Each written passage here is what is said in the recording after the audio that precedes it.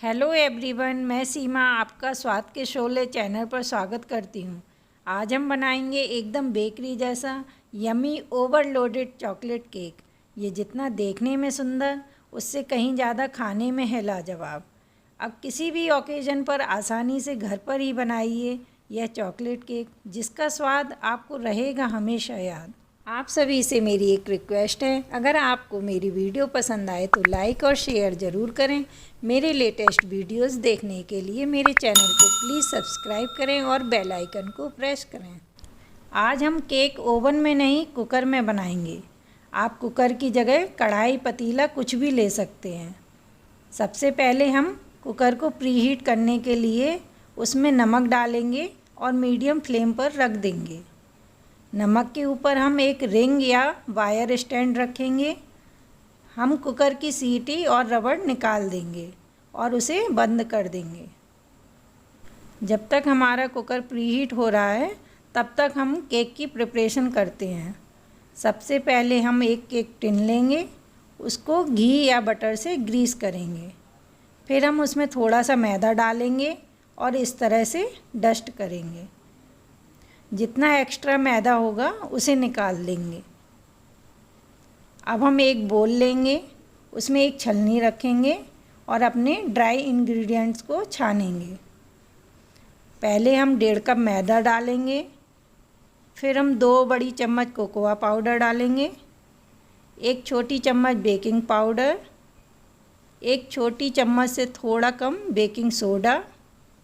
अब हम इन सभी चीज़ों को अच्छे से मिक्स करेंगे और छान लेंगे। इन सभी को छानना बहुत ज़रूरी है क्योंकि इससे इसमें एयरेशन होगा। इसके बाद हम एक बोल लेंगे, उसमें हम 50 ग्राम बटर डालेंगे और 1/4 कप कुकिंग ऑयल। इसमें हम कोई भी स्ट्रॉन्ग स्मेल वाला ऑयल नहीं लेंगे, जैसे सरसों का तेल या मूंगफली का तेल। 3 बड़ी चम्मच हम पिसी हुई चीनी डालेंगे। अब हम बिस्कर की सहायता से इसको मिक्स करेंगे। हमें करीब 2-3 मिनट तक बिस्क करना है, जब तक कि यह लाइट या फ्लफी ना हो जाए, कुछ इस तरह से। इसमें अब हम 8-10 ड्रॉप वनीला एसेंस डालेंगे और मिक्स करेंगे। फिर हम 200 ml कंडेंस मिल्क लेंगे। यहाँ पर मैंने होममेड कंडेंस मिल्क लिया है, जिसका लिंक आपको डिस्क्रिप्शन बॉक्स में मिल जाएगा। आप मार्केट का भी कंडेंस मिल्क यूज़ कर सकते हैं। अब हम अपने ड्राई इंग्रेडिएंट्स के मिक्स को हाफ करके 2 बैचेस में डालेंगे और अच्छे से मिक्स करेंगे। अब बैटर बनाने के लिए हम ज़रूरत के हिसाब से दूध डालेंगे। दूध हमें रूम टेम्परेचर पर ही लेना है। बैटर को हम कट एंड फोल्ड स्टाइल से मिक्स करेंगे। देखिए कुछ इस तरह से, कट फोल्ड कट फोल्ड। करीब हमारा आधा ग्लास दूध लगा है बैटर को बनाने में। लास्ट में हम 1 बड़ी चम्मच विनेगर डालकर इसे फिर से मिक्स करेंगे। विनेगर डालने के तुरंत बाद ही हम अपने बैटर को केक टिन में डालेंगे इसे बेक करने के लिए।